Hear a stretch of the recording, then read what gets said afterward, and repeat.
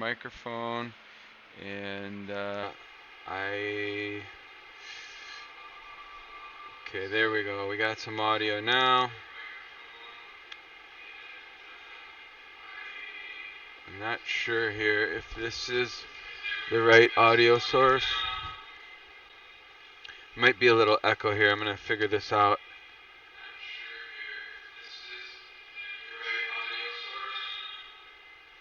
Looks like it. Alright.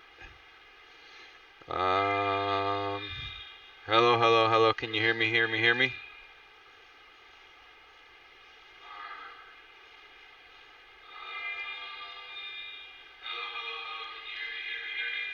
Alright, I think that's working. So I'm going to test out some stuff. I had some questions here I'm going to run through. Jaybird, one of the people that have been kind of checking out what I'm doing here, has asked a bunch of questions.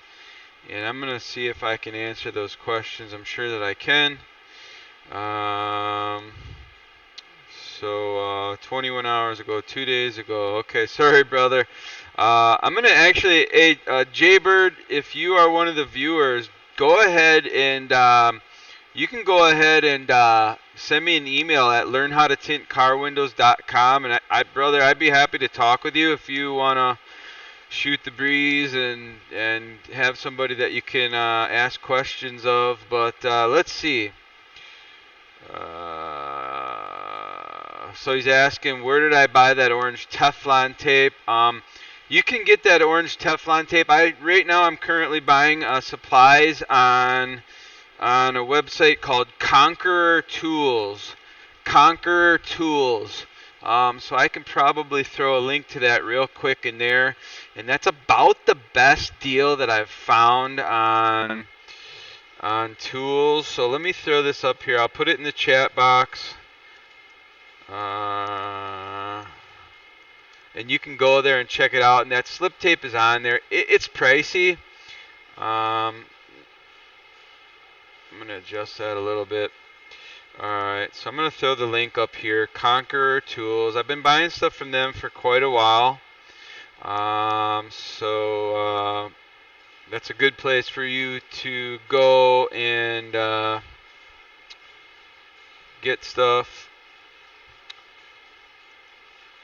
And they got pretty reasonable prices compared to some of these other places I've found. I think what's happening is a lot of people are doing like affiliate type sales, and there is quite a bit of markup on a lot of the tools. So it's hard to get like a really good deal all the time with all these different tool sources, 44 tools, and every tint manufacturer is selling their film. They're also selling tools and all that kind of stuff, and their markup is it's pretty high. It doesn't seem like the greatest place to buy a lot of stuff and get a reasonably priced deal.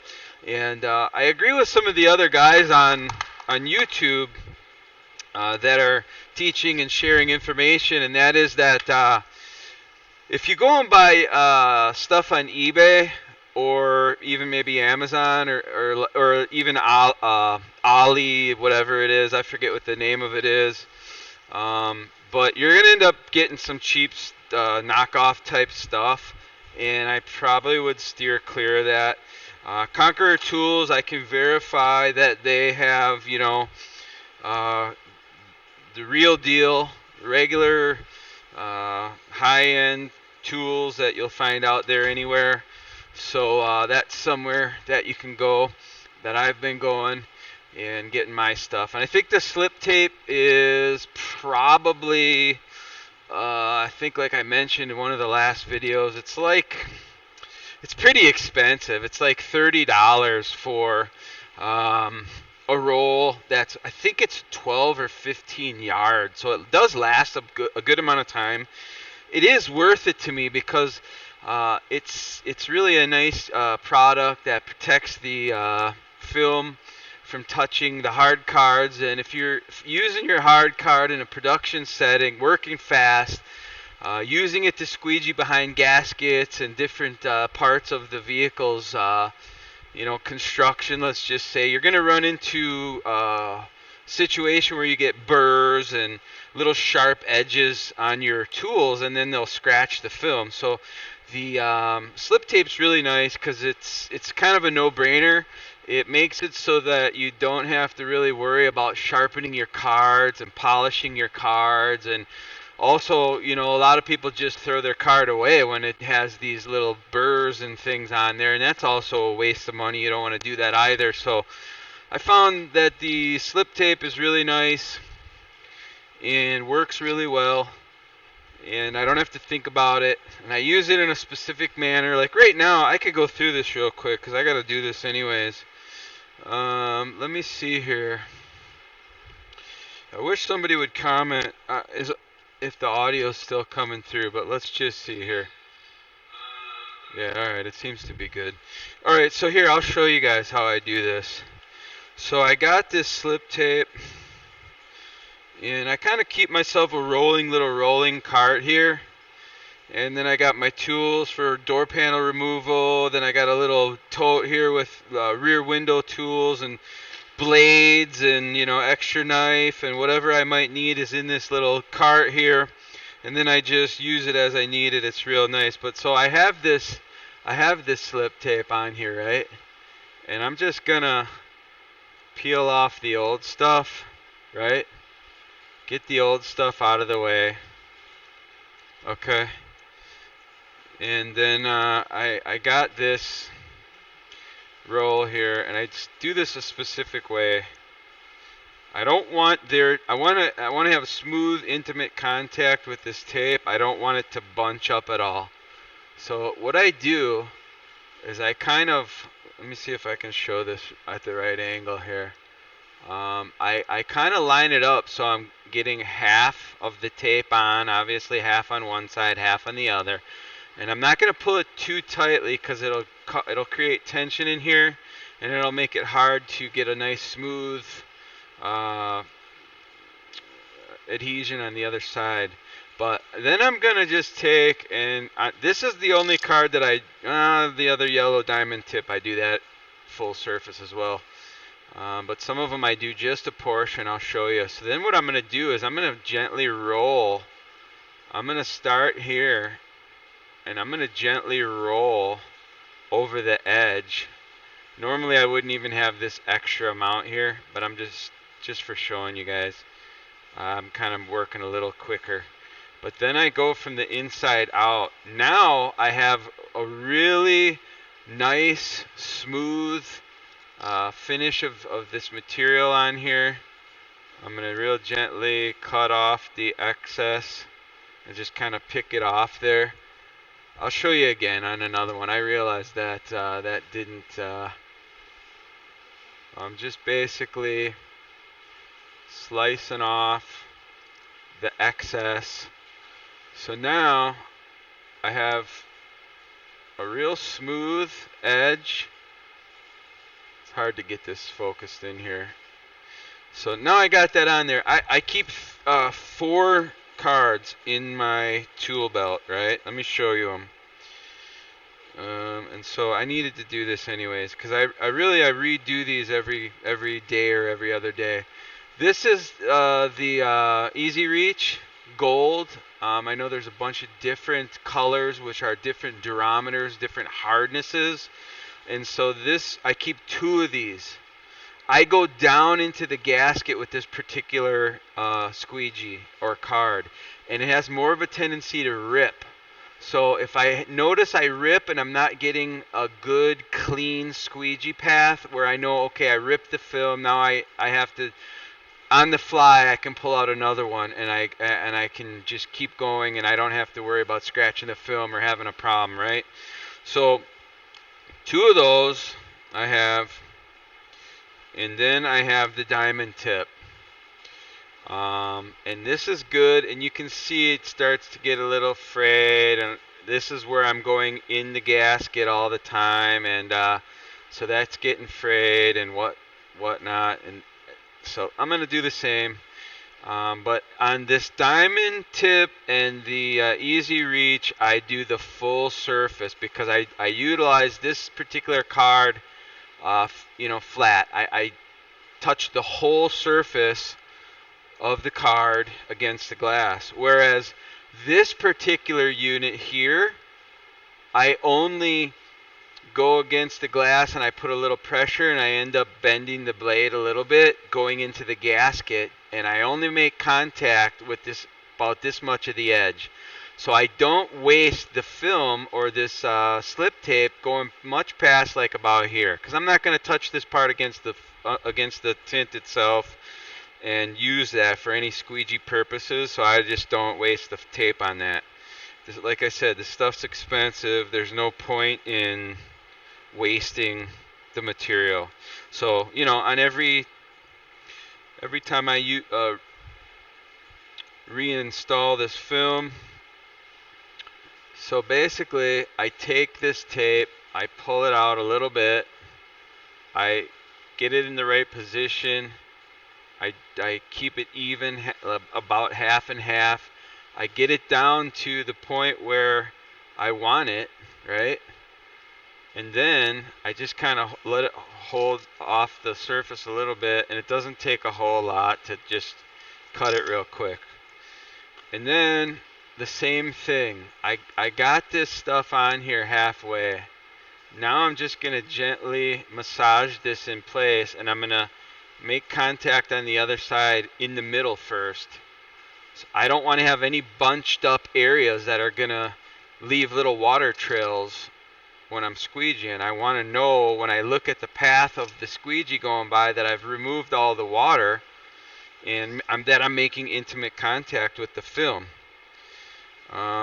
Let's see, I'll do that other one, but here's another one. Let's see, I'll go like this. Try to get the right angle here. I don't know if you guys can see that good. It's good enough. You get the gist of it after a couple of attempts here. And I kind of don't like how that one went on, so I'm just going to peel it back, and I'm going to better center the piece without pulling too tightly, because I don't want to make tension in the center of the slip tape. And then the same thing, I'm going to kind of work this back and forth. I want to get nice intimate contact, and I'm going to go around the edge. And now I have super intimate contact with the squeegee or this card, with no bunches, no little areas that are going to cause like a poor squeegee job, for lack of better terms. One more time here on the easy reach. I'm going to line this up. I'm going to go down a certain amount, not the whole length of the squeegee, because I don't make contact with that much surface area. I kind of cut it crooked because I was showing you guys here, but whatever. It still is going to work out. Alright, and so this one I got a little extra. I'm just going to real quick trim that off, and that's that. So my squeegees are done. Now I'm ready to install and get a good clean job.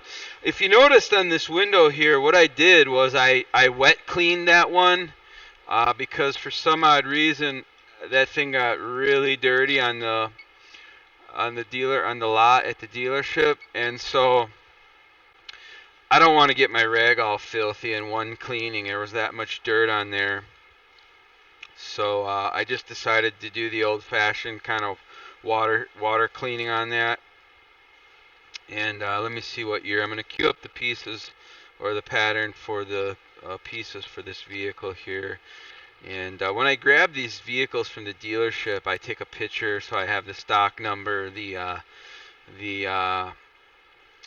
VIN number, the year, make, and model. So when I pull up the patterns, I can just look at the sticker or the picture of the sticker, and I don't have to walk back over and look at the car, which is cool. Dealer work, if any of you guys are just starting out, or maybe you're already like Jaybird here, you've been in the business or you're starting out in the business. Dealer work, you want to go on the days. I've told many of people this, and actually I just had a friend go out of business.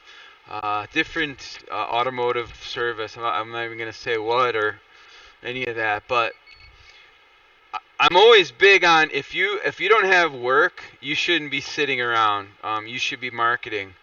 And so if you don't have work today, then you should be out building relationships with the managers that are at the local dealerships that you have in your area.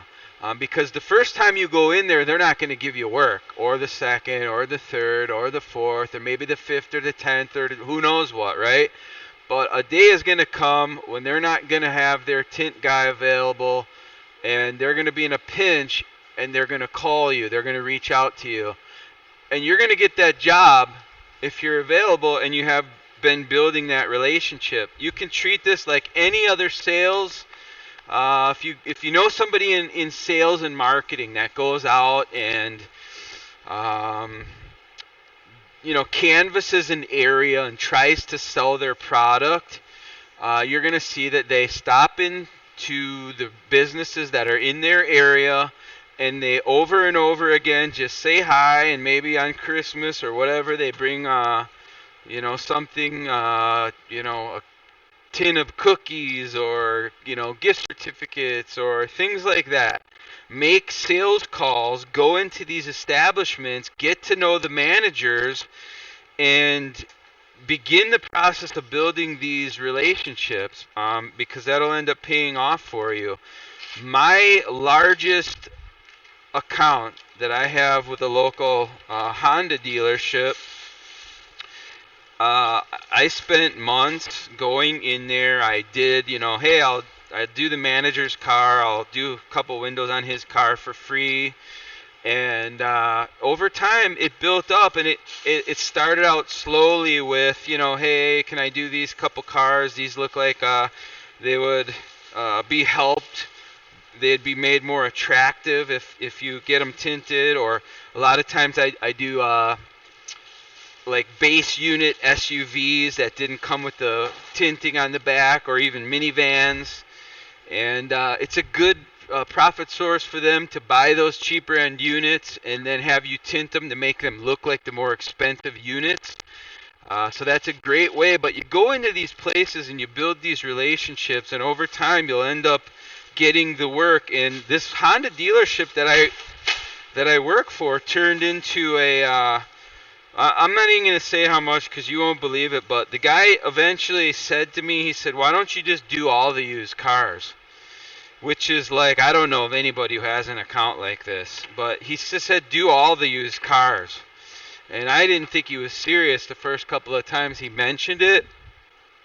On the third time, after I had been sitting around at home, laying in bed, meditating and just thinking about this, thinking to myself, well, I'd have to get a shop out in the area, because I live about 25 miles from where my shop is.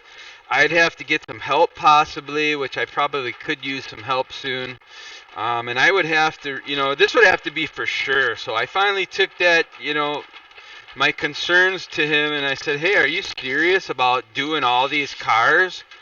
And he said, yeah, he's like, let's do it. They look good. I want them to be more sellable and look good. And so that was a couple of years ago, and I got a shop, and I used to do mobile work, so I know all about the ins and the outs of mobile work, building relationships, sales calling on, managers at car dealerships and whatnot. And so this turned out to be the best account, and the only downside is, I could use a little bit more retail work to offset the risk of losing this account if that were to ever happen someday. But that's in God's hands. So I'm not going to worry about that. But I am doing marketing for my own purposes here. Website stuff and search engine optimizing, and I've got some good stuff happening with that. But build these relationships, go into these car dealerships and talk with these guys and shoot the breeze with them. And here's even another tip. If you're not sure how to do this, there's a really easy way. Maybe you're scared to make these kind of moves, or you've never done anything like sales calling before. There's an excellent book that I've read several times. It's called How to Win Friends and Influence People. You may have heard of it. But that's a fantastic book. And really, the gist of it, what it boils down to, is you just going. The main focus of it, let me restart out talking about this here. The main focus of the book is really the art of getting somebody to talk about themselves, right? People love to tell you all about themselves, their families, their interests, their hobbies, all that stuff. So that is a great way to go into these dealerships, talk to these managers, and build relationships and get the business. Because I can tell you, your competition around you, they're not doing that. They could give a shit less about anybody or their personal situation, and they're just looking at money and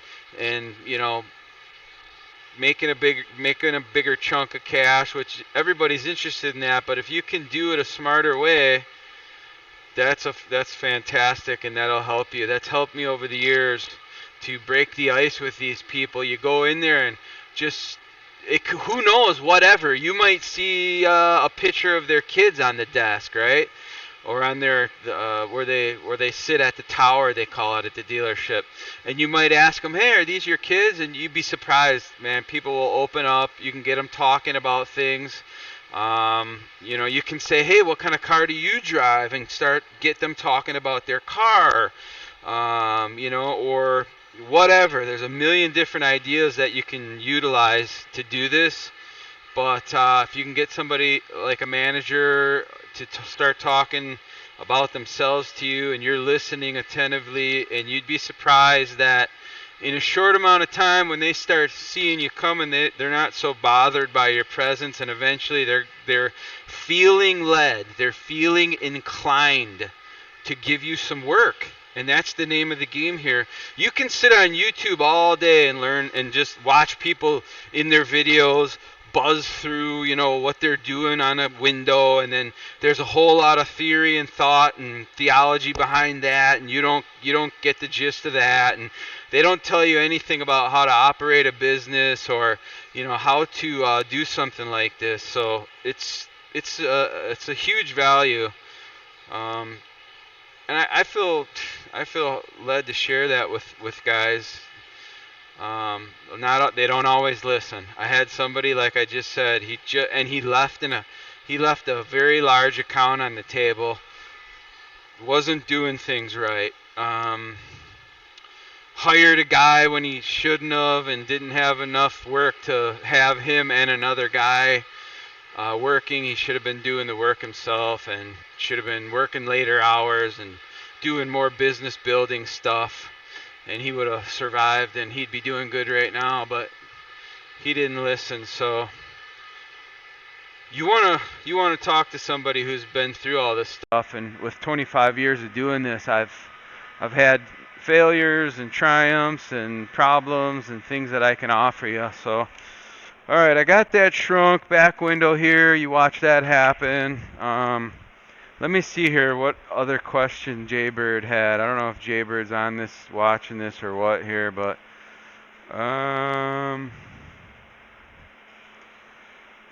where'd that go?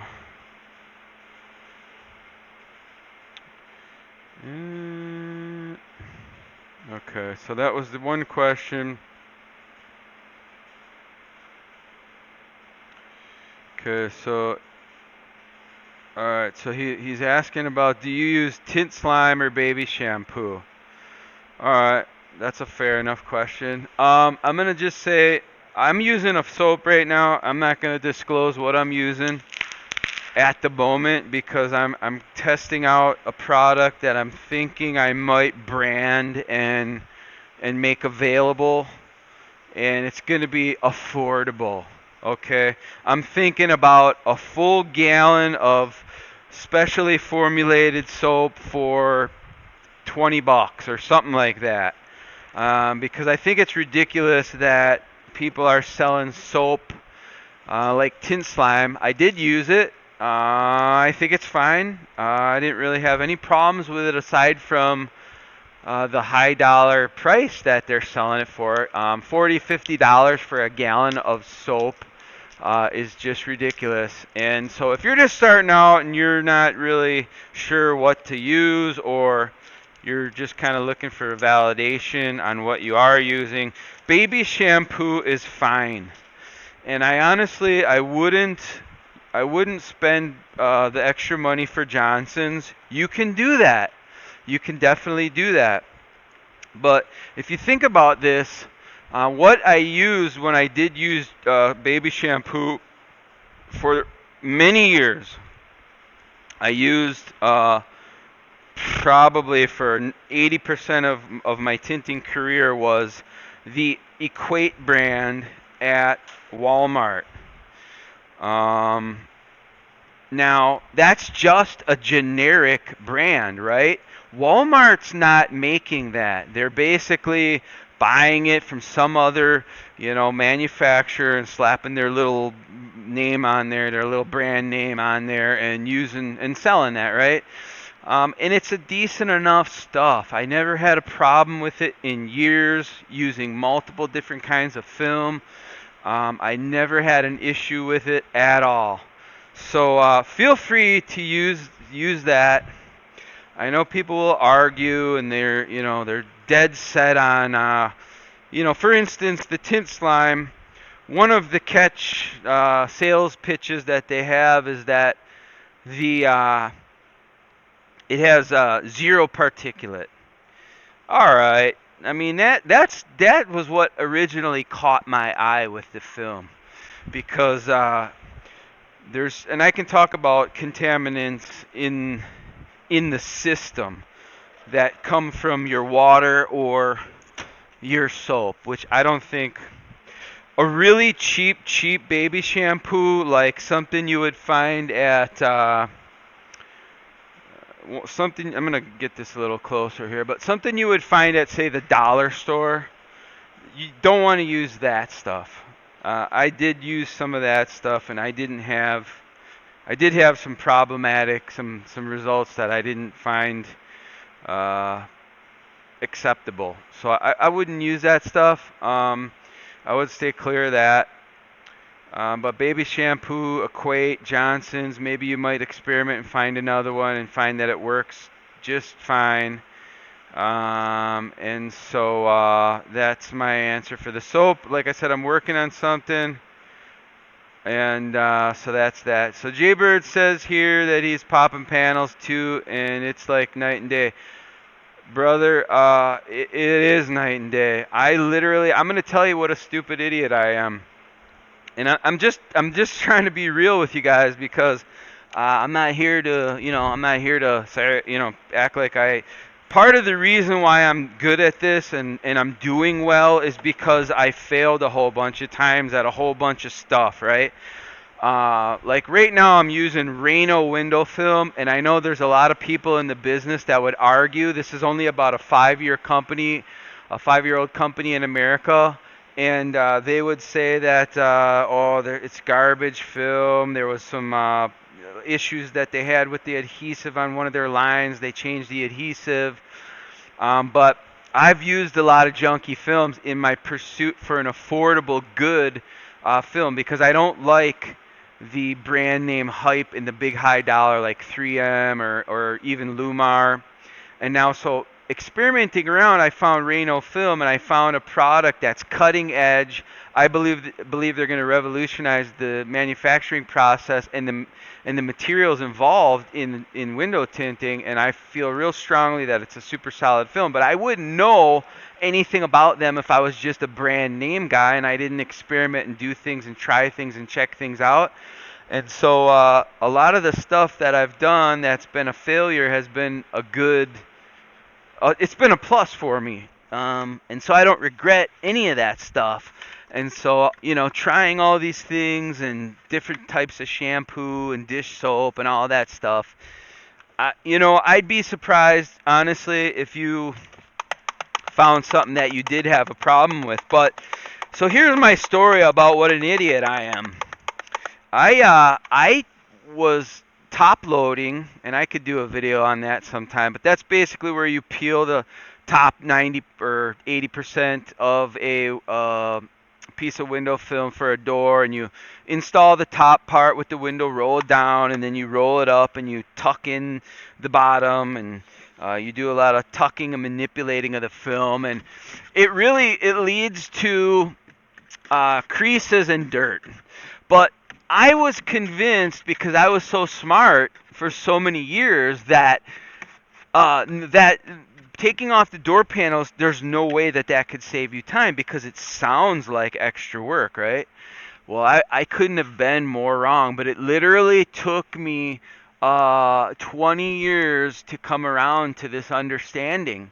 I literally ignored this and fought against it with my own logic for quite a long time, until finally I had just kind of opened up my mind enough to say, let me try this and let me prove that it isn't a benefit and that it's not worth my time. And what I quickly found was that it was night and day, like Jaybird says here. There's no comparison. Uh, and the door panels nowadays, I would stay away from. If you're just starting out taking off door panels, I would stay away from like European cars, Volkswagens, Audis, things like that. Their construction is way above. I don't even know how to put it, but it's very difficult to get those panels off without watching a video or two. So you could do that. You could watch videos. But if you're starting out, the average car, a Honda door panel nowadays is one screw and some clips.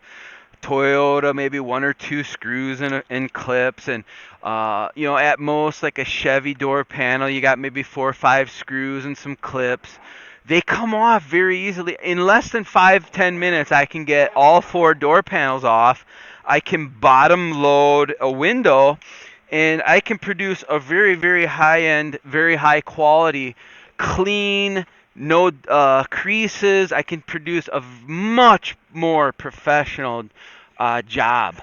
And so it is night and day. I wouldn't, if you haven't begun that, or you're not pulling panels yet, I highly, highly recommend that you begin the process of doing that, because it's going to reflect not only in the quality of your work, but it's also going to reflect in how much time you spend tinting a car, because it is faster.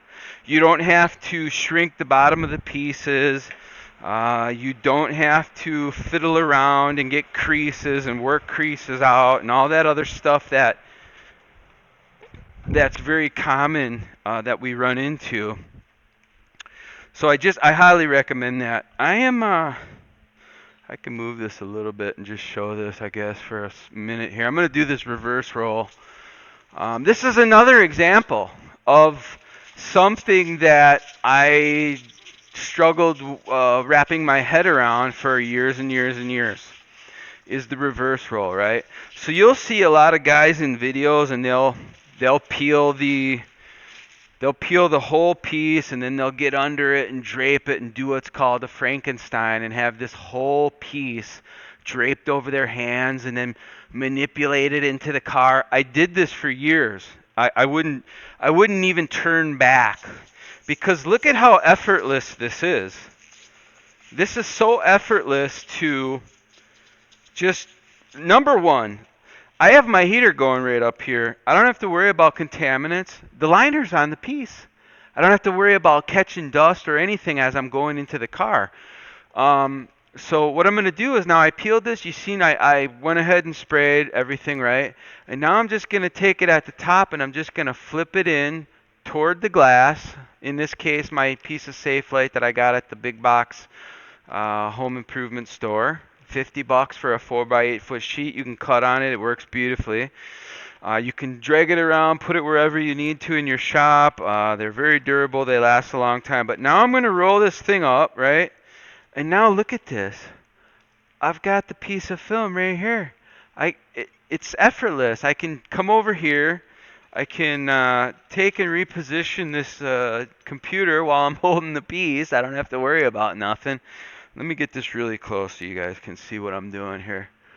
I I got some other equipment that I'm working on too here, so I can take this camera around and get different angles. But right now, today, I just wanted to kind of answer some questions and go through the OSB open source broadcaster, yeah, and try that out. My goal is to get multiple cameras going and make it so that the viewer can pick which camera they want to see and provide a really nice user experience and just kind of provide encouragement, answer questions, and then I got some other stuff that I'd like to share. I'd like to help some people learn this, and I'd actually like to help validate this industry, because one of the problems that I see is like, if you tell somebody that you're going to college to be this or to be that, there's a certain level of respect that is automatically offered up for whatever it is that you're going to be getting involved with. But I'm a 25-year veteran of automotive window film installation, a glass tinter, and still, when I tell people that I do automotive glass tinting, they look at you and they kind of, I think they imagine in their minds that you're like working in your mom's garage and putting stickers on windows and you're just some kind of idiot. They can't imagine that you could make 150 grand all by yourself. Or they can't there's no real level of respect or understanding of what this industry is, and how hard people work, or what a skill it is, what an absolute art it is. And so I want to change that, right? There's no real certification system. Like most people have no way of showing what a credible, experienced tinter they are, except for just their word, or maybe, yeah, I've been doing this for 25 years. But I have some things in mind that I'm going to do that is going to change that. And I want to give this industry a better name. I want guys that are going out to find employment in this industry, I want them to have the ability to just show who they are, what their experience level is, and I'm not even gonna really disclose that right now. But so I got something cool that I'm working on that is going to really revolutionize the training systems that are in place in this industry, and also bring a higher level of credibility and validation to this industry. So I'm kind of excited about that. You can stick around, subscribe. This is just the very beginning here of what I'm thinking about sharing, and I'm just literally still just testing equipment and trying to test the water, see how many people I can draw in from different venues. You guys can. I have a website that I've been slowly working on. It's my own time and effort. So learnhowtotintcarwindows.com. You can actually go there now and you can sign up for my email list. It's very early in the process. If you feel led, go ahead. Right now, like Jaybird here, I apologize, brother, I didn't get back to you real soon there, but at this stage in the game, I'm willing to build relationships and talk with people directly. So I'm going to be inviting people to come on these live broadcasts and share. I am going to be looking to be involved in other people's live broadcasts and kind of critique and help and give one-on-one training and advice and other things like that I'm working on. So feel free to go there, learnhowtotintcarwindows.com, and you can sign up for my email list. I'm not going to blast you or beat you up with a million emails, but once in a while I might have something cool to share that I'm only going to share with my members, right? Because that's how it works today, and so that's what we'll be doing. But then also I am developing, which I haven't looked at it in a while, so there's probably nothing to see at my Facebook group, but that'll be coming. And just those other little social media outlets here. I'm working on a few websites right now. and I actually just changed up my schedule a bit. I was working the typical 9 to 5, kind of got monotonous after a few years of doing that, and so now I switched it up again. I got some evening hours working. I've been working on Sunday, and I've been basically working like Sunday through Sunday through Thursday, and taking off Friday and Saturday. And Sunday's kind of nice to work on. There's no traffic on the road, and so whatever. Just so you know, just trying to share whatever I got going on. All right, so this window I believe is about done. Um, you've seen the reverse roll. If you're not implementing or utilizing something like that, I highly recommend. A lot of this stuff, guys, you're just going to have to play with it, right? I like to heat these corners up on these Accords and a few other cars, and you can very easily slip down in there, and I can just make sure that that corner's stuck and dry. They have a tendency to want to suck up a little bit additional of the additional moisture that might be down in that bottom corner there, because the way the rear deck is on these. So I just like to, as a precautionary measure, you can see some moisture there behind the brake light. I just leave that and let it dry. If you take rear decks apart, I'm more than capable of doing it. I think it's overkill because I I'm able to do a really high-end job, a very clean, mostly dust-free job on most cars with the deck in. So that's something that I'm feeling comfortable with just doing with the deck in there. I got the tools to get behind there if I need to. And so I'm going to draw this back some. And let's see here. I'm going to cut some film here now. So I'm just going to kind of aim this over here. How many viewers we got? All right. So we got 4 viewers. That's kind of cool. I mean, it's not big time or anything, but it's cool enough. Hope you guys are enjoying. All right. So I don't have access to this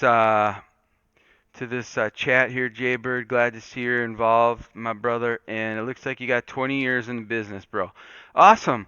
Hey, do me a favor, brother. I might want to collab and share with you and have you as a guest on the show or whatever. Shoot me an email at learnhowtotintcarwindows.com and let's hook up, man. I want to talk with you and know more about you. Let's see. Slip tape is clear. Yeah, it is clear. When it's rolled up, it has a tannish hue to it. Conqueror Tools, um, they have it there, and you can see it's the only thing that they have there.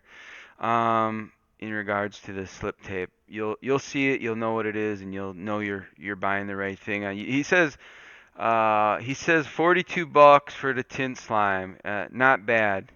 Hey, it works, man. If you like spending $42 for, some soap. I mean, if we think about this, right?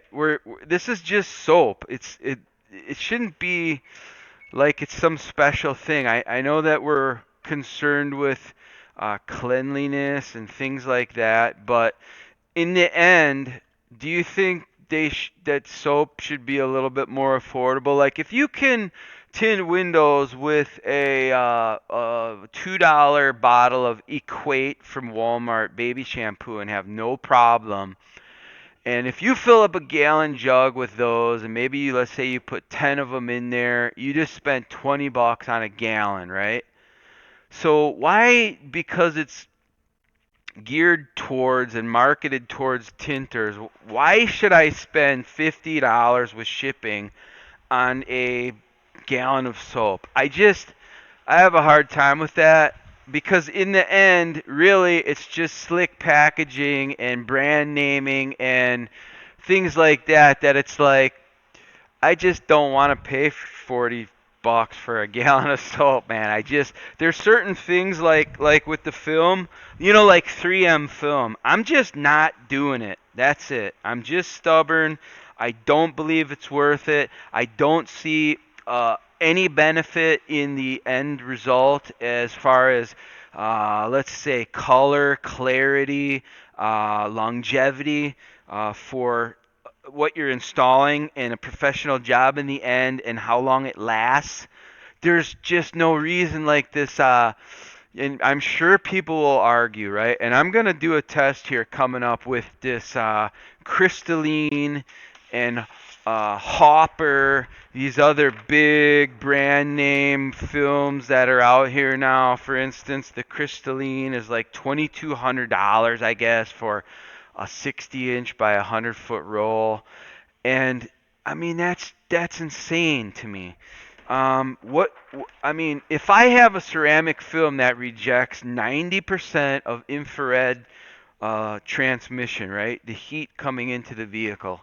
If I have a film that's rejecting 90% IR and does a really good job, it has a carbon ceramic infused base substrate, and it lasts forever and it looks great and the clarity's nice. I just don't see why I need to spend $2,200 on a roll when I can get a good product that does the same darn thing for, $700 or whatever it is. So, but that's just me, and I've always kind of looked at these different things, and so the tin slime is kind of the same for me. I have a hard time forking over the cash for something that I don't think is really in the end. I really don't think it's a special thing that I absolutely need. For instance, here though, sometimes you do want to pay a good amount for something like this slip tape. A lot of people just say, you don't need that. And granted, I worked, 24 years without it. And so, yeah, you don't need it, but I tell you what, I really like it, and it really works well, and I use it. I buy it and I use it. It works good, and I find value in it, and it makes my work faster, and it makes the job uh, more clean. My plotter blade is really going dull here, so I think I had that problem last time and I readjusted it a little bit and it was fine, but now it's not cutting again all the way. So I got to do a little trimming. But yeah, for some things I will spend some money, like that slip tape. A lot of guys they're fine using the tint slime soap, but then they don't want to spend money on the slip tape. They don't see the value, and to each his own. So that's that. And yeah, so I'm trimming some film here, getting some ready. Now this Accord here, this is one of several cars where I will, even though I'm bottom loading, the windows still need to be shrunk. There's still such a large amount of curve in the window that you're gonna wanna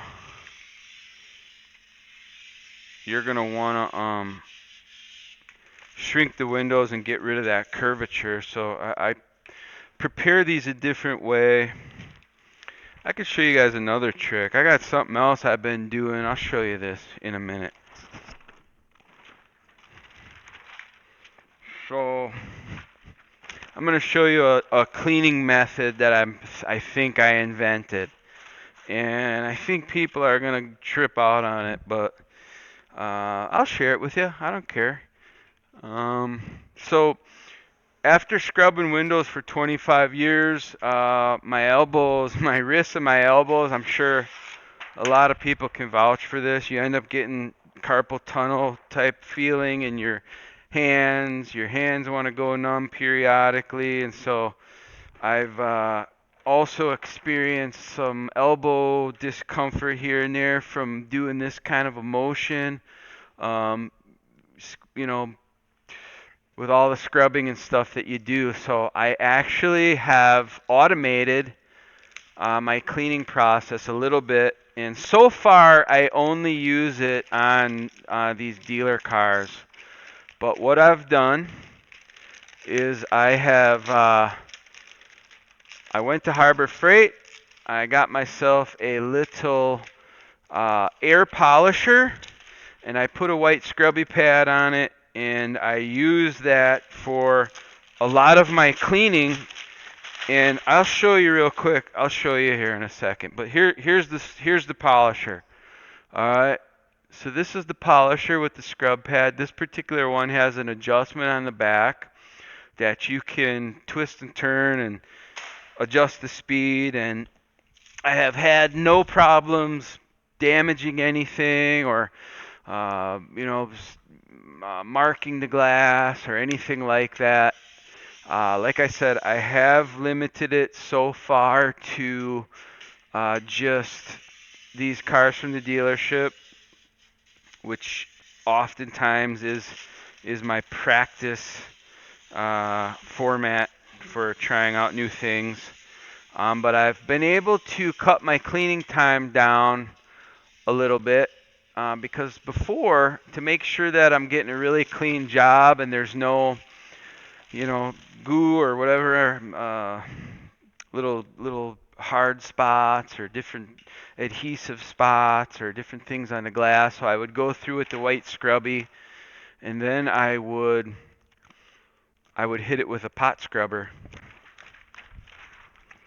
And I'll give you another little tip on the pot scrubber. If you skip the stuff that you can get at the Tint Supply website, Conquer or whatever, the pot scrubbers generally sold in the tint tool department on the websites. They're junk. If you go to the dollar store, and this is Brillo. They make a couple different kinds, but this particular pot scrubber has a very coarse fiber to it. You can see how coarse it is. You can see there when it focuses in. But for $1 for 3 of these, they work excellent, very well. I'm going to show you the package here. So if you go to the dollar store and you can literally load up on these things. Here, I'll show you some junky ones too. Now, these copper ones, these are Brillo, right? Copper, junk. I don't use them anymore because what happens is when you get down at the base of the window here, when you're rubbing against and you hit the carpeting, these things shred to nothing. They rip apart like nothing. So I don't buy those anymore. But these ones, the coarse ones, they come in a nice 3-pack, and actually, I'm sorry, Scrub Buddies. Scrub Buddies, these are. So I use those now, $1 for 3, and literally one of them will last for months, and they just work excellent. They just work really, really well. So that's a little tip there that might be of interest to you. You can spend more money getting the ones that are on the Tint websites, and I think they're garbage. I don't like them, so I don't buy them there anymore. There's some stuff that I do. I'm creative with, like buying certain things. I'll share them with you as I think of them.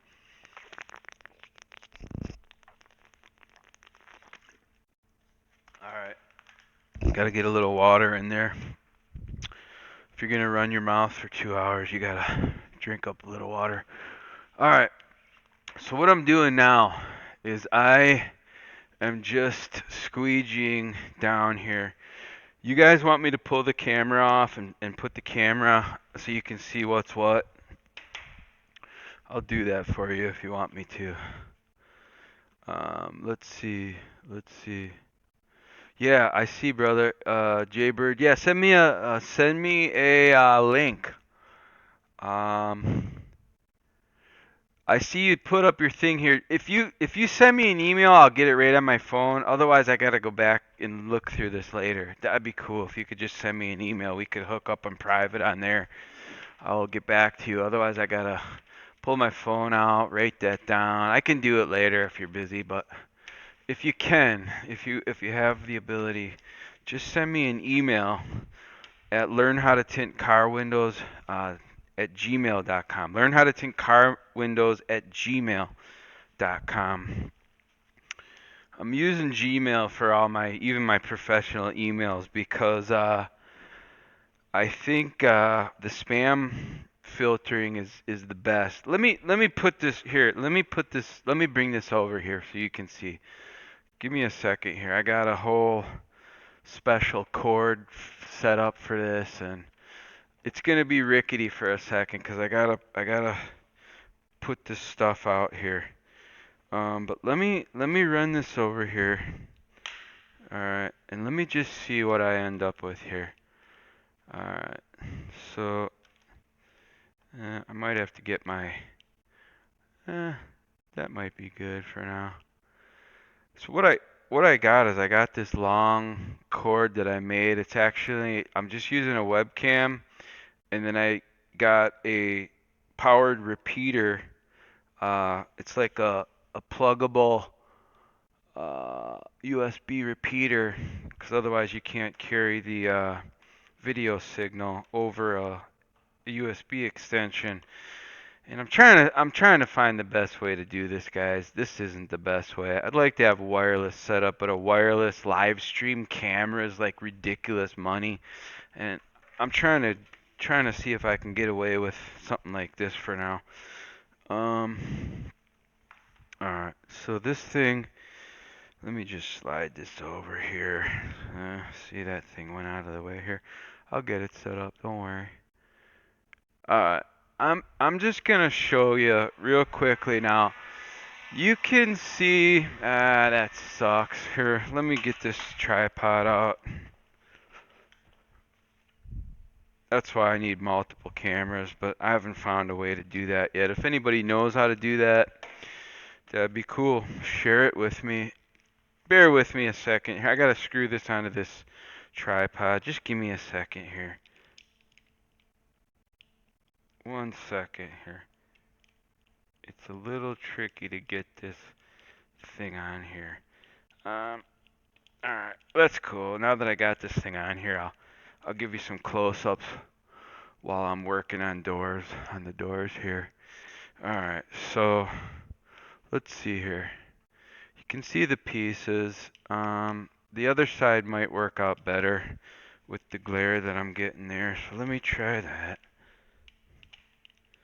Alright.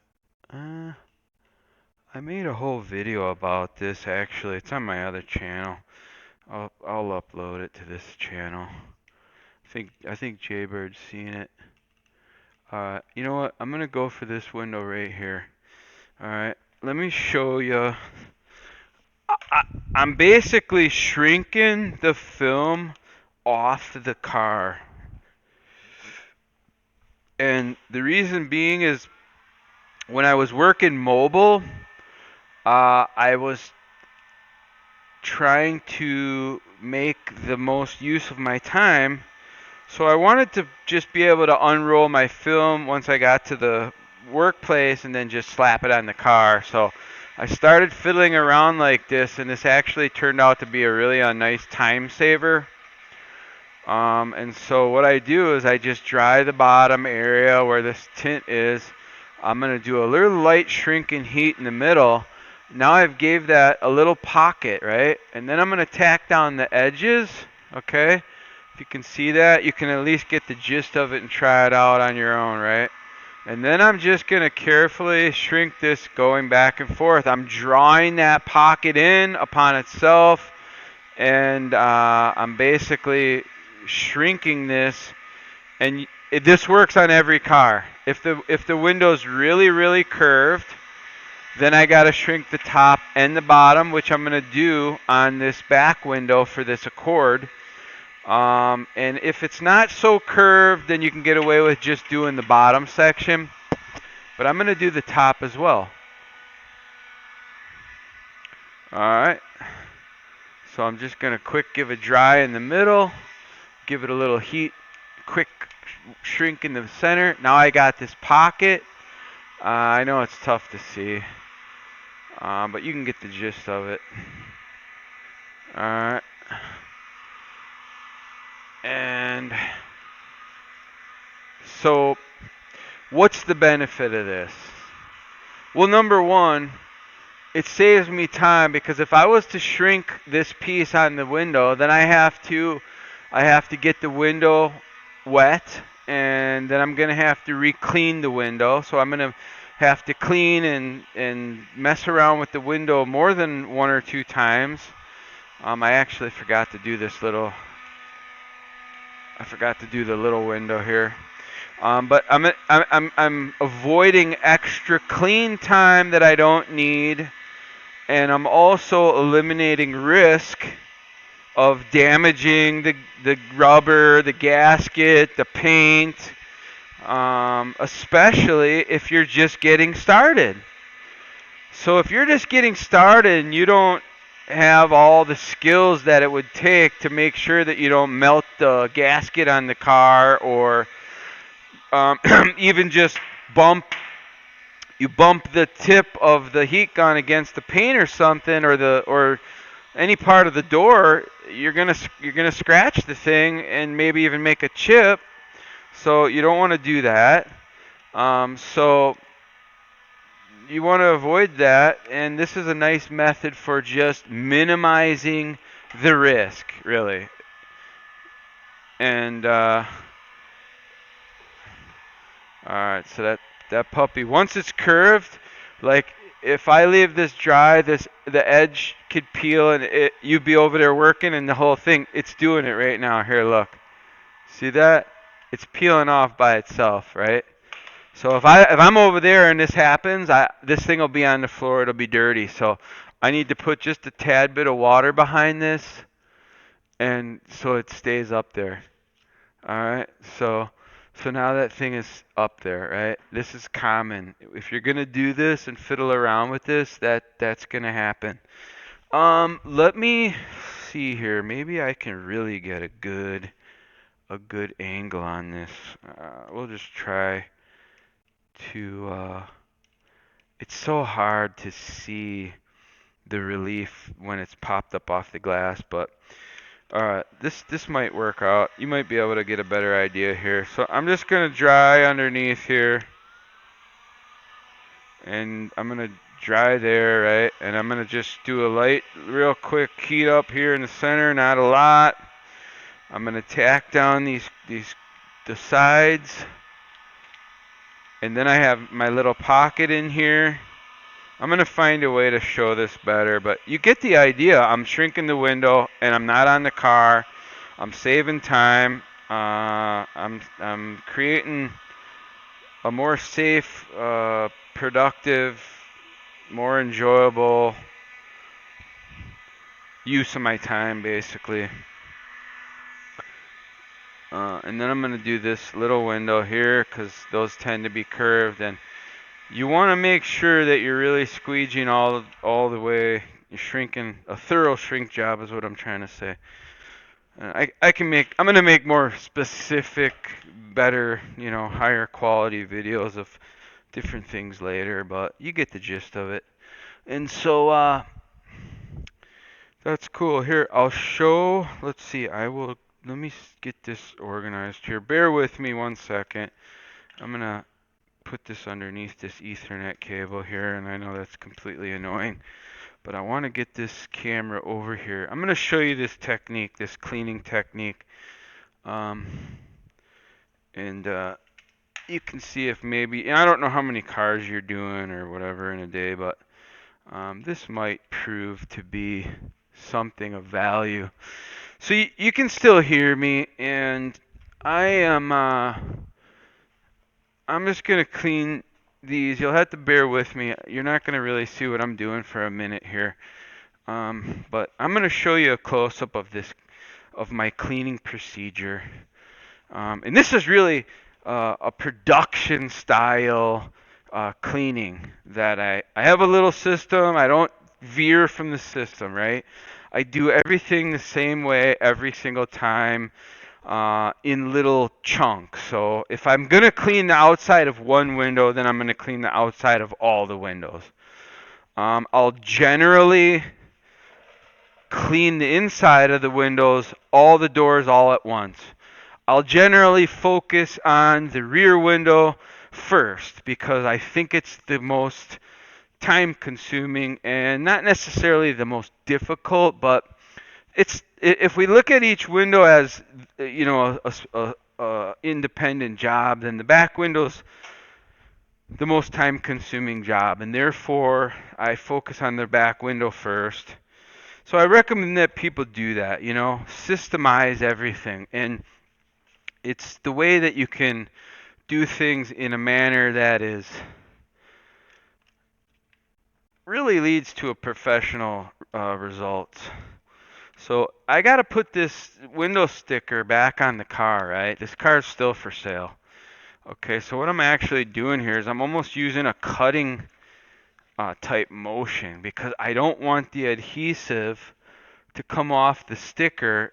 I actually want the adhesive to stay on the sticker and not be on the glass as much as possible. So if that's something you're doing, and I'm not going to show this particular part here now, but then once I tint the car, I put the sticker on the front window in a specific low spot on the passenger side, so when it's on the lot, parked in the spot, people can see it, and we're good to go. So let's see here. If anybody has any questions, if anybody wants to see, something in particular in the future, just let me know. I can also, if you have a specific car that you want me to go over, I could, more than likely, the lot that I work at, I usually have about 300 cars at my disposal all at once. So I could, I could grab a specific car if we plan it out, that is.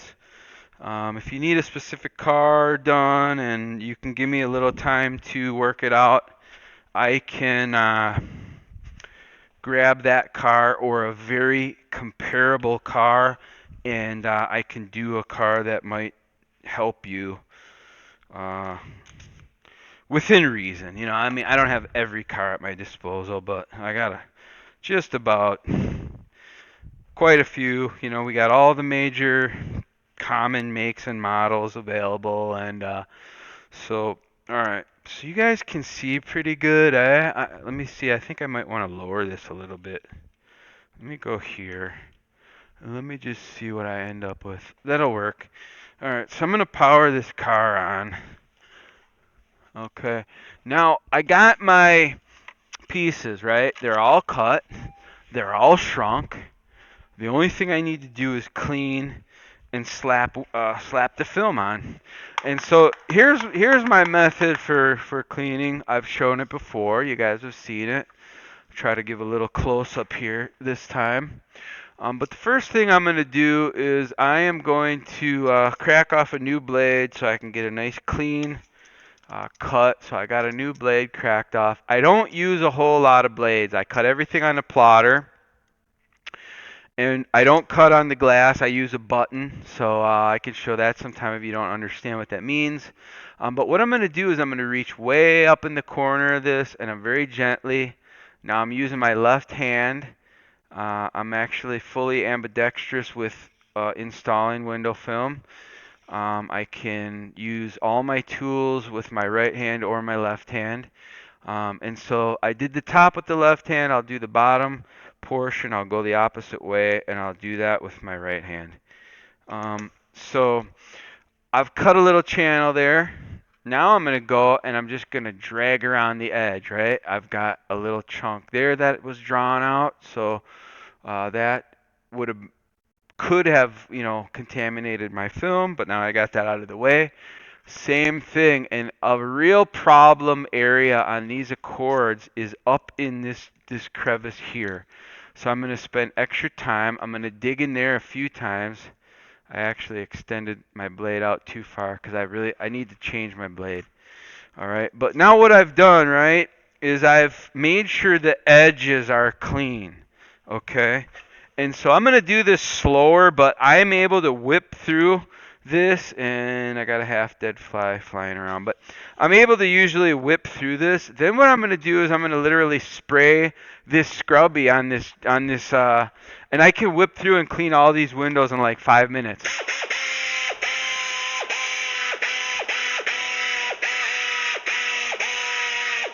That simple.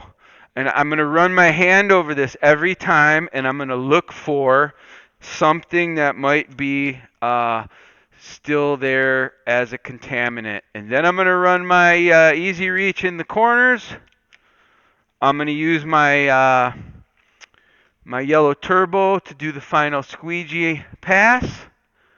And I can guarantee this window's clean. Now it's clean in the crevice. It's clean in the edge, the unexposed edge. It's clean in this straight edge here. That window's fully clean. Now, on this particular window, I definitely have some adhesive. I don't think you're going to be able to see it there, right? But I have some adhesive residue from where that sticker was. And it's just, here's what I'm going to do. You could sit and scrub and scrub and scrub on some of this kind of stuff depending on which type of, what I'm going to do is I'm going to take my little scrubby polisher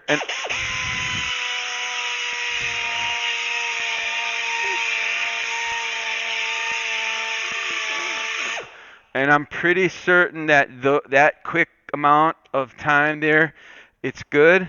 Now I'm going to attack the rest of the window, and I'm going to spray it a little more. Yeah, some water sprays around and whatever. It doesn't matter.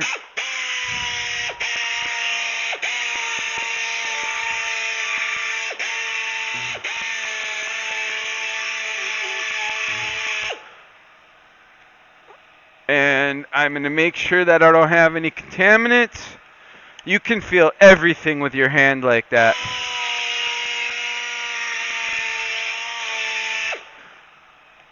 And that's it, right? And then I'm going to do the same thing. I'm going to come in with my knife in the edges. Get any contaminants that might be in there. I'm going to roll down. I'm going to dig my squeegee into the gasket some. I have a little bit extra squeegee over the edge, right? So I could dig it in there. And I am going to squeegee it down at the top. That's on the outside. I can wipe down a little water there, and I'm good. I'm good. This is done. So now that you've seen that, I'm going to go back. Uh-oh. 1 second, guys. 1 second. Bear with me here. I got to get a better setup for this. I really do. I'm just going to go back, and I am going to set up right here. And I'm just going to get a wider shot of what I'm doing. And I'm going to whip through these windows here. Alright. I'm just going to whip through these right now. And I'm going to clean these at full speed. And I'm not really rushing, but I'm doing production style window tinting, right? I'm not here to be lollygagging around. I'm here to make money. I'm not here to mess around. So I got some adhesive on this one. I need to focus on in the corner. There must have been a sticker there. But let me just whip through these windows so you can get an idea. And I know you can clean windows fast if you're really scrubbing your brains out, and you don't necessarily need this tool.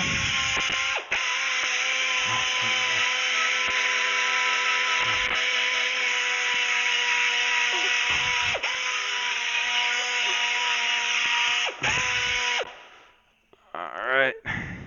You don't necessarily need the tool.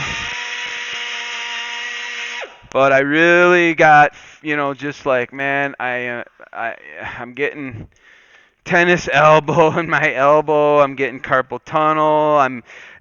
The least amount that I have to hold a scrub windows, and do that repetitive motion, the better.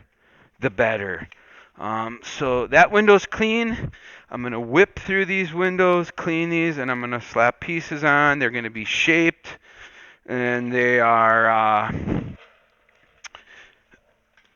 windows are clean, and they're gonna come out pretty much perfect.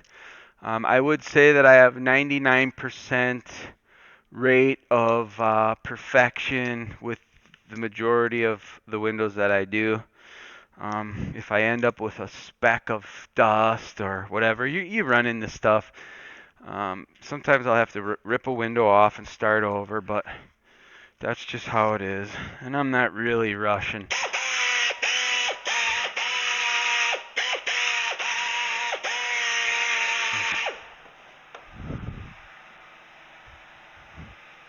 All right.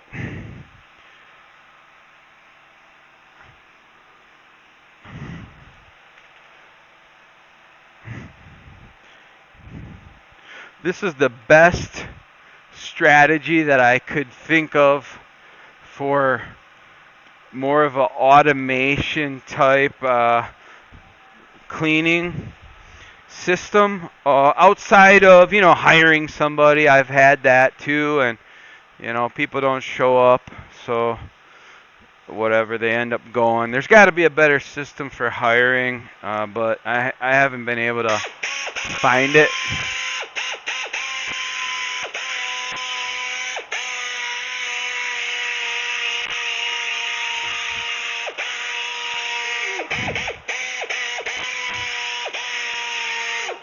All right. I'm just going to go over my edging, make sure that I hit these edges going into the gaskets, and then I am going to squeegee this down.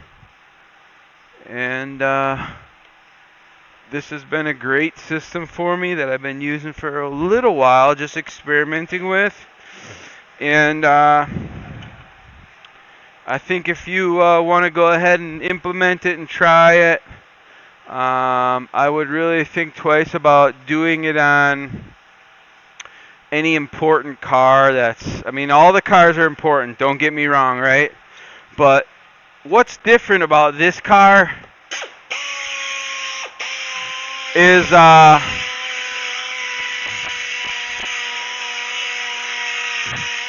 nobody really owns this car. And when I take this back to the dealership, the only one who's going to scrutinize the work is me. And I'm professional enough where I'm not going to let, like right here on the bottom of this one, because I was rubbing over it with my hand, I found a piece of adhesive and another couple little chunks. And I'm just taking my knife and just kind of side swiping them. And that's just saved me a big headache. If I would have installed a piece of film over that, I would have been having to peel it off and redo it. So I don't really let a lot of contaminant go. If there's a small, little amount of dust or that's really about it, I'll try to iron that out. I'll show you guys that at some point where I heat up and iron out. But that's it. So that's my cleaning. My cleaning is done. I know that I got a thorough cleaning job out of that because I've done that enough times now. And so comment on that. What do you think of it? Is it crazy? Is it far too nerve-wracking and dangerous for you? Is that something that you think you might try? I'd like to get feedback on that and hear what you guys think about that. But right now, what I'm going to do here is I'm just separating these pieces here, one from another, and I'm going to peel. It's peel and stick time. It's peel and stick time. I can probably I'll show the other side close up. You don't need to see both sides. It's all the same, but if you can see this here, I'll just kind of give you a quick rundown. I'm going to get this back edge touch down first, and I'm actually going to hold the bottom of the gasket open at the bottom. And then I'm going to kind of twist this thing and gently slide the bottom in place before I even touch the top down. So now I've basically gotten this window, this piece in here without really touching the rubbers. And that's going to be, your main source of contamination is obviously touching the adhesive side of the film against anything. It doesn't need to touch nothing but the clean glass, and that's all I want it to touch. I don't want it to rub up against the door panel, the gasket, none of that stuff. That's no-no. So I don't want that. And then the first thing, as always, the first thing I'm going to do is I'm going to tack down right over the logo, the little ceramic wording that they have on this small window, because in my opinion, these are the toughest windows on the car. Number one, this gasket technology is 20, 30, 50 years old. Like you see the ceramic on the rear windows nowadays, that's the more modern style of window mounting. This thing, and I'm finally Honda with their new 2017 and 2018 models are going with ceramic around some of the wing windows that are on some of the minivans and the pilots, and I'm very excited to see that because this old technology of the gasket holding in, I don't know how many Jaybird you might remember back in the day working on Jeep Cherokees or pickup trucks where the windows were held in place with the old rubber gasket, and then you could push the whole window out of the car, and then you could put it back in place with a rope. Um, I probably will never show you that, guys, because I don't. That's nowadays them cars that have that style are so old. The rubber gaskets are dry rotted, and you can't work with them the same way as you could years ago. You'll end up ripping the gasket up nowadays trying to do that. But literally, you would put a rope around the gasket with the window inside of it, and then you would push it up against the hole in the car where it would go, and then you would gently pull the rope. One guy would hold the window on the outside, and another guy would go inside the car and gently pull the rope all the way around, and that would draw the gasket back inside the car, mounting the window back in the hole. It was the method. I mean, that's how it was done. Now you've got high-tech adhesives and different things in play that that system, it isn't even the same system for this window here. This is bolted in, and you don't play around with the rubber gasket with you have to take the whole frame out. There's the window's in a frame and the rubber gaskets in that frame, and it's just a different setup. And anybody just starting out, you could be really thankful that you didn't do window tinting before uh, late 90s. Because all the cars before the late 90s were very, well, I shouldn't say very complex, but most of the hardest cars I ever did were model year prior 1998 or 9, let's just say. Some of the worst cars I ever worked on, Chevy Berettas, I mention once in a while, big Caprice Cruisers and Caprice wagons and Dodge Stealth, Mitsubishi 3000 GT, some Buick LeSabres, and other vehicles like that were just a complete nightmare to work on. I remember some cars, you could spend 3, 4 hours on a car. Now, this is a car here that I'll generally have done in about an hour and 15 minutes. Um, but because I'm fiddling around with this video here today, and I already knew I was gonna take a little longer, I'm only planning on doing 3 cars today. I'm working some evening hours. I worked on nothing but web development this morning for about 4 hours at home, and so I'm just putting in a light day. Actually, I because I was talking, I cut out one step, but I'm gonna go over this window at the bottom with my diamond tip now, just to make sure I've got as much water and solution out as possible. I want this thing to dry. In an effort to cut some time, and it's warmer out today, I'm not using my torch at all. I've been having some good results with that as it gets colder, and I know there's more of a risk factor with people rolling the windows down. I'll be using my torch to pre-dry corners and whatnot. But that's that. So I don't know if you guys got any new questions in the chat room there. If you got something on your mind, feel free to ask there. If you've just joined in, or if you watch this later, you can see my website under construction at learnhowtotintcarwindows.com, where you can actually sign up, sign in, and enter into my email list if you so choose. And I'm going to share some exclusive stuff there.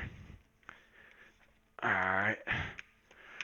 So this is actually this Accord here, the Toyota Camrys, and some other vehicles. These are probably some of the more complex consumer grade vehicles out there today, just because you have to do this extra shrinking process, and there's quite a few cars out there today that are very, very easy to work on, and um,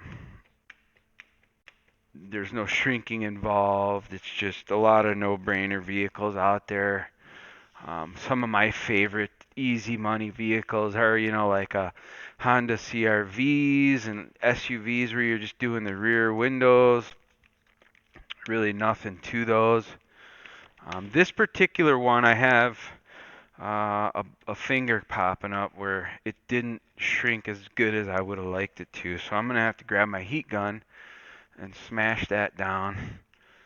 And I'll do that here in a minute.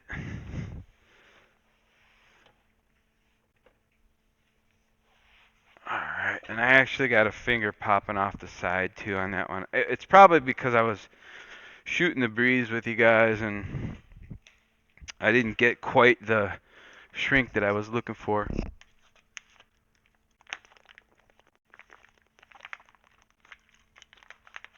Alright, get a little water going. Anybody got any questions? No questions. Jaybird's the only one in there communicating at the moment, that's cool. So let's talk about we can talk about heat guns here for a minute. So this is the Harbor Freight. I may have actually mentioned that in my last video, but one of the things I feel led to do is help you guys save some money and some time and some energy. And these Harbor Freight heat guns are great. They go on sale for $9, and then I buy a whole bunch of them, like 5 of them at a crack. And so I think that's a great method. They work really well. If you buy a heat gun like I was talking about earlier on some tinting tool website, I mean, you're just getting juiced. You're just getting ripped off. You're going to spend $30, $40 for a heat gun that isn't going to last you any longer than one of these $9 Harbor Freight. I can get 6 months out of one of these, and they work really well. And there's no rhyme or reason to buy anything more expensive. So let me set this up here for a little bit better shot on the side here. I'm gonna get this thing in position here, and I'm gonna drop this down, and I'm gonna give you this angle here. Alright, and we'll shoot a couple, we'll do a couple here, and hopefully, maybe I might need a little bit more of an angle, just to, so I can get in there and get that piece in there. But I'm going to show you this little small window here again now. This is if you're just starting, right? And if you're somewhat of an experienced guy, maybe you've been tinting windows for a few years, I don't know. But if I say to you this is the hardest window on the car, and you argue with me about that, I'm going to assume that you don't have a lot of experience. Because this window will require far more attention and cleaning, and I'll end up redoing one of these windows far more often than any other window. Now I got this back edge, I'm touching that down, I'm holding the gasket open at the bottom, and I'm drawing this piece in, and my whole effort here is just to get this in place without dragging the adhesive against any of the gasket, the rubber around the surrounding area of the window here. And this is tricky. This takes practice. If you're just starting out, you could just plan on taking and doing one of these windows just over and over and over. You want to get good at this and you're just starting out, and you're going to tint a car for yourself or for a family member or a friend or something like that, a car that you have access to. I would take and I would just focus on this window as a practice medium, because you're number one, you're going to use a small amount of film. Now I got a hair in here. There's a hair right there. So I might not even be using this piece here. But let me see. Let's try something. Let's try a little thing here. Let's try something and see if we can show you a little technique that might help you. I'm going to squeegee quite a bit, or even the rest of this down, even though I might not be using this piece, because I don't want to have water up top here. That'll suck back under the film and draw dirt into it. I'm going to get this top edge situated and cleared out, and then I'm going to go and I'm going to try to attack this little part down here and see. But I got a little hair right here. I don't know if you can see that. But what I'm going to do is I'm going to pop that, and I'm going to draw this back toward the back. I want to try to get this out in a certain manner so that I don't crease the film, right? Now I have this exposed and I can see this hair. I got the hair. I'm going to rinse the hair off my fingers. I'm going to come back in here and I'm just going to massage this area gently. And I'm going to rinse this down. I'm going to hold that gasket back and rinse down. And then I'm going to draw this back toward the back of the window, and I'm going to reseat that film, and I'm going to get that in there, tuck it real nice. I dropped my squeegee, so I'm going to clean that off. I don't want to have any chance of any contaminants or any, grit that might scratch the film when I go over it. Then I'm going to re-squeegee this, and I'm going to inspect, and I'm going to look for any possible dirt, dust, and I'm going to carefully go over here. I got some smears on the glass that I don't like. I'm going to get this window real nice and cleaned up, okay? And I'm going to look at this, and it's good. So basically, that's tint surgery right there. And then I'm going to take my pink, it's just a pink, I forget what the name of it is. You can find these on Conqueror Tools. I may offer some tools if I can do it in a manner that's affordable. I don't need to just jump into the tool game if I can't offer an affordable or give a value in doing so. I mean, just to make some money, it's probably not something I'm going to do, but if I can get a competitive wholesale price, I might have tools available later. But this, I did surgery on this. I got the hair out, and it literally came out perfect, and I don't have to worry about uh, having a problem with that. So that was cool. Um, I'm glad that I was able to show that, and hopefully that can help somebody. Now you've seen my cleaning job. Now I'm gonna go ahead and rinse down. So basically, I've done a cleaning, I've done a rinsing. I'm going to get my piece here, and I'm gonna show you how to bottom load this particular piece. And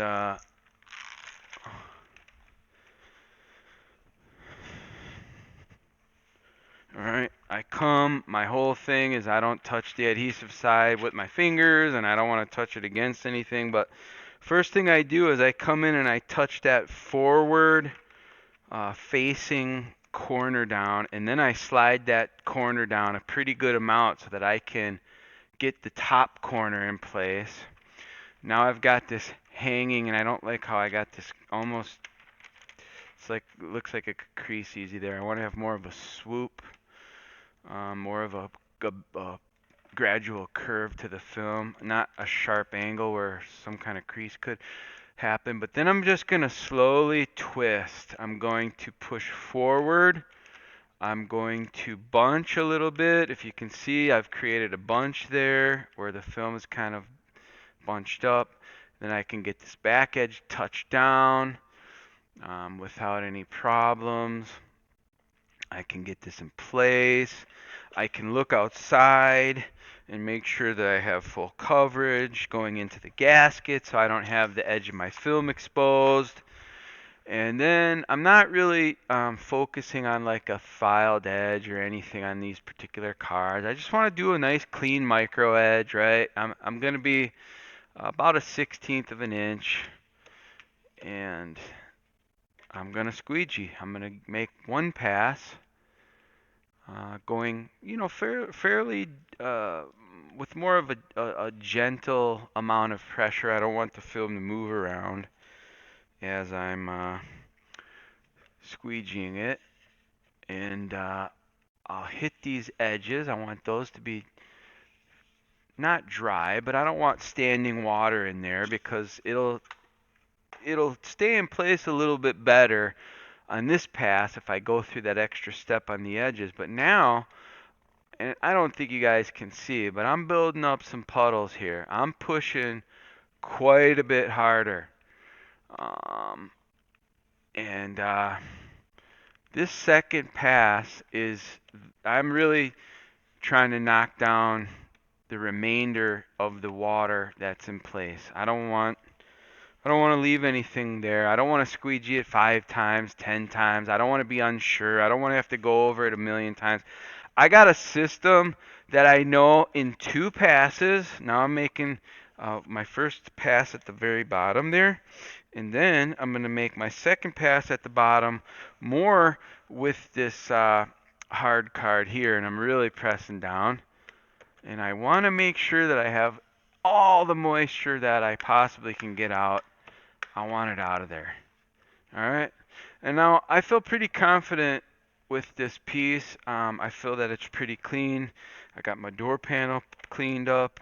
Wipe a little moisture from the foot sill there area, and I'm feeling pretty good about this piece. It went on nicely, and I'm just gonna get a wide shot here of this window for you guys as we wrap this up. I appreciate you guys taking a peek here today.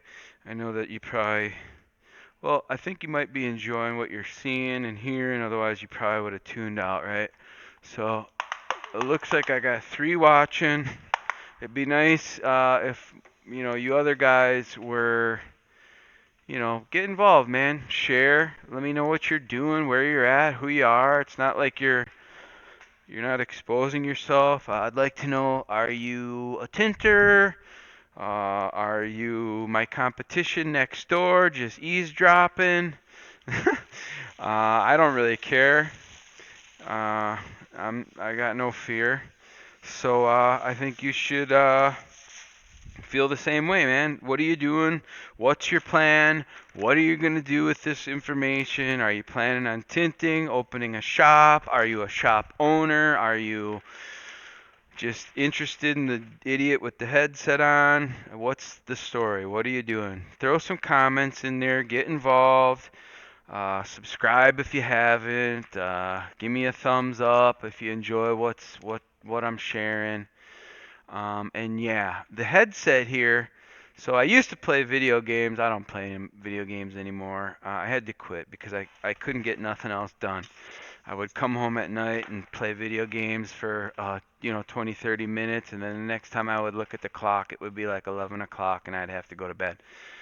So I don't play video games anymore, but I had this headset left over, and I tried it and made a few videos with it, and I found that virtually no background noise made it through, and it was nice that I was totally remote and I could walk all around my shop, and it gave me pretty good clean audio overall. So I thought, man, what the heck, I'm going to use this thing, and it seems to be the best solution for what I'm looking to do. So why not repurpose the old gaming headset and use it for these little live streams or whatever I'm doing here in the shop. And so I'll be adding some other videos. I'll be doing some paint protection film videos.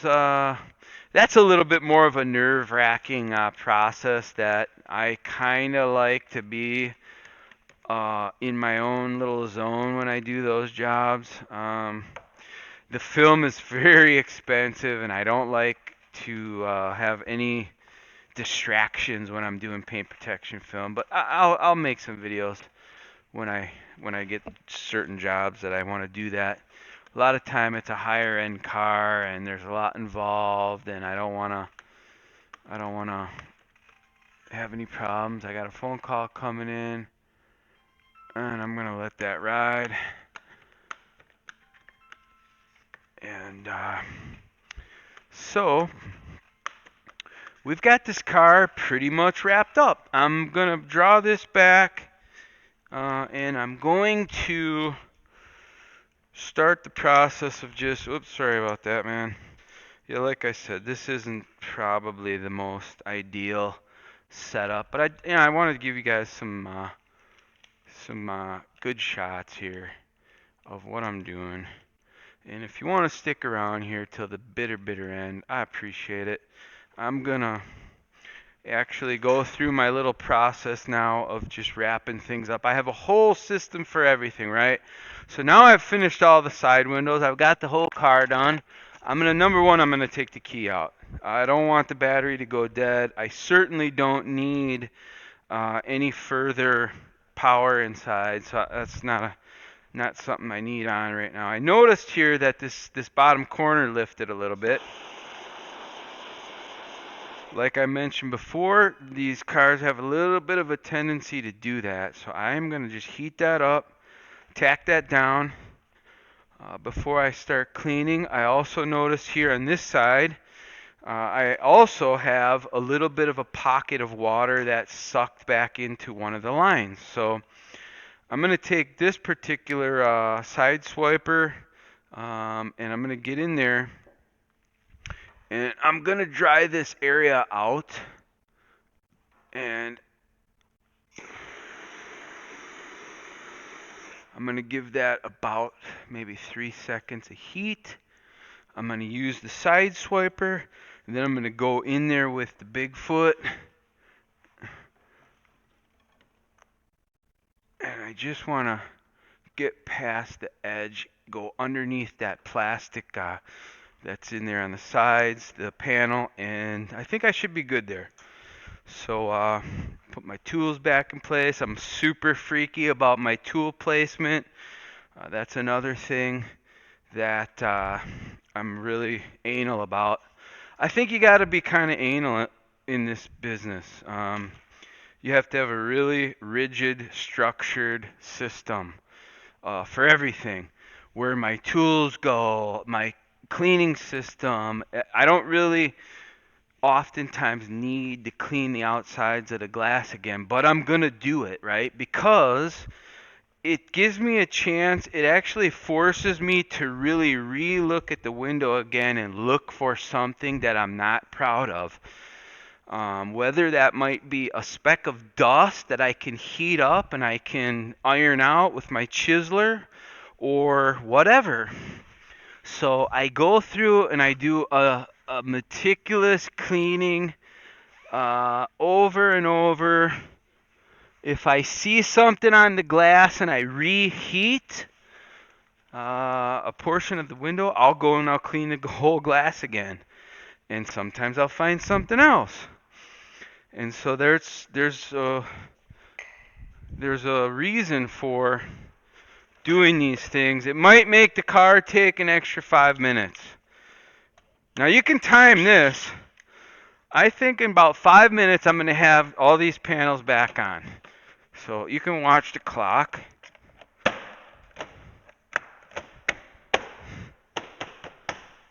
This is a Honda. They are absolutely the best. Okay, so that's one door panel. And I'm not even really rushing, but I got this little system. It works really well.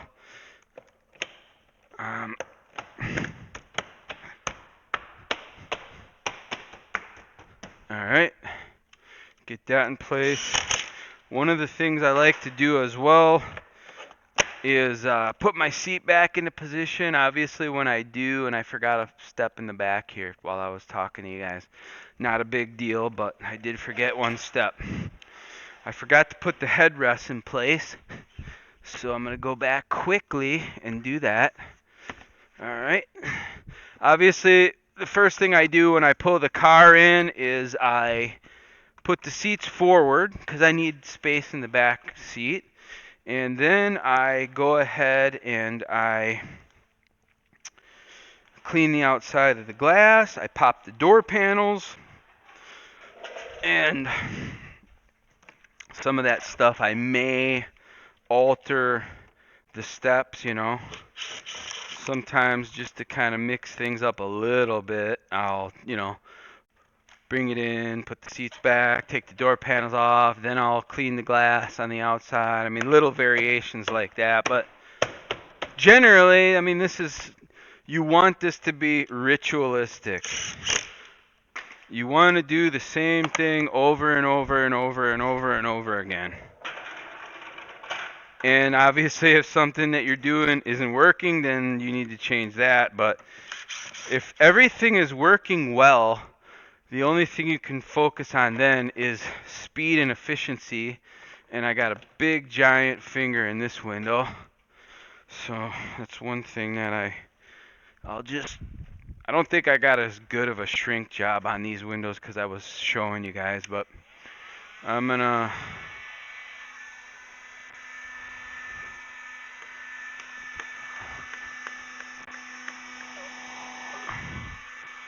just gonna go over this, and I got the reason why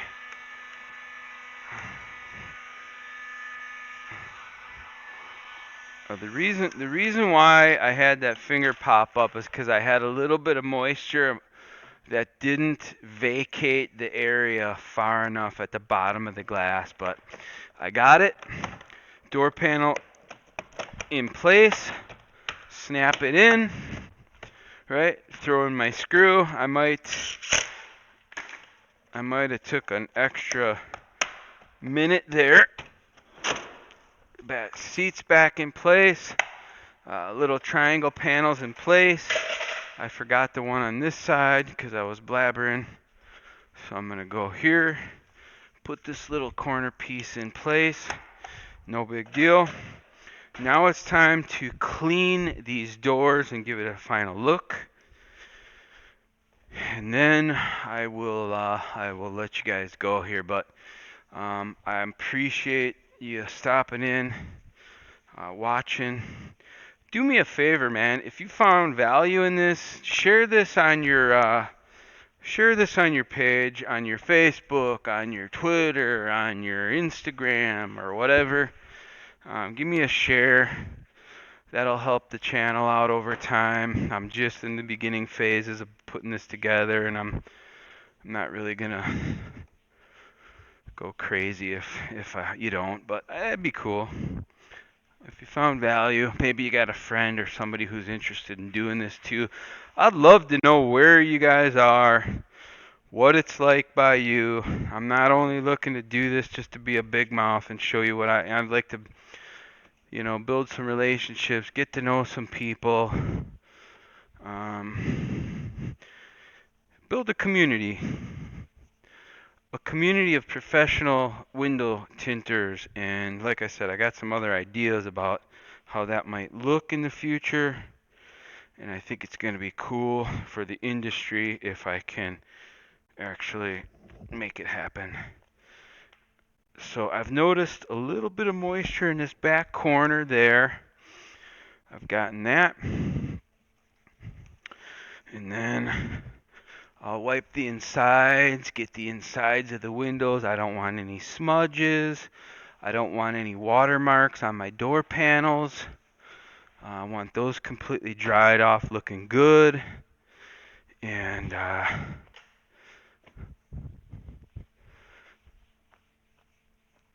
we're just about there.